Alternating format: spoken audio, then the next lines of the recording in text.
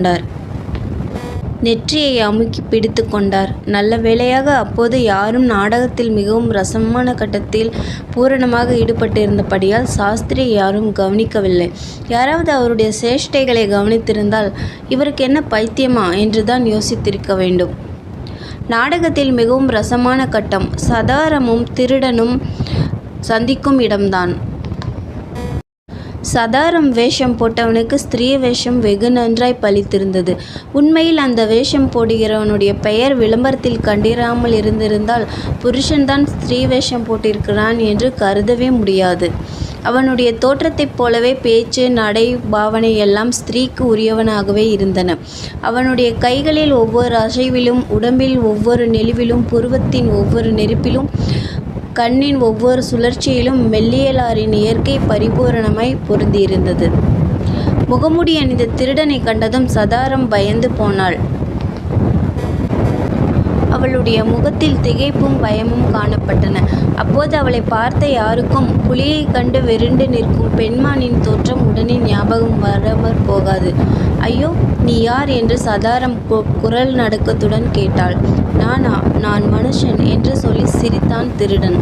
அந்த சிரிப்பினால் சிறிது தைரியம் கொண்ட சதாரம், நீ திருடன் இல்லையா என்றாள். நான் திருடன் இல்லை பெண்ணே, நான் கள்ளன். கள்ளனா? ஐயோ, உன்னை பார்த்தால் எனக்கு பயமாயிருக்கிறதே என்றாள் சதாரம். அப்போது திருடன் தெம்மாங்குமெட்டில் ஒரு பாட்டு பாடத் தொடங்கினான். கண்ணே, உனக்கு பயமேனோ என்று ஆரம்பித்து அமர்க்களமாய் பாடினான்.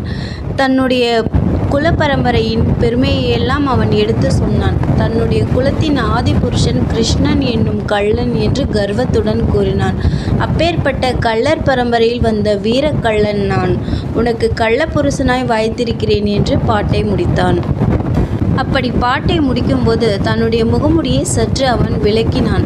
தன் சொந்த முகத்தை காட்டினான். அப்போது சதாரம் ஆ என்று கூவி மூச்சை அடைந்து கீழே விழுந்தாள். ஆனால் சபையோர் எல்லோரும் அச்சமயம் பிரமாதமான குதூகலம் அடைந்து கைத்தட்டி ரசித்தார்கள்.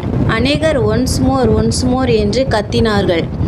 அவன் திருடனாகையினால் முகமூடிக்கு பின்னால் பயங்கரமான முகம் இருக்க வேண்டும் என்று எதிர்பார்த்தவர்களுக்கு களை சொட்டிய முத்தையனுடைய அழகான முகத்தை கண்டதும் அவ்வளவு உற்சாகம் உண்டாயிற்று. அச்சமயம் சர்வோத்தம சாஸ்திரி முகத்தில் கூட பிரகாசம் அடைந்தது. ஆனால் அதற்கு காரணம் மட்டும் வேறு.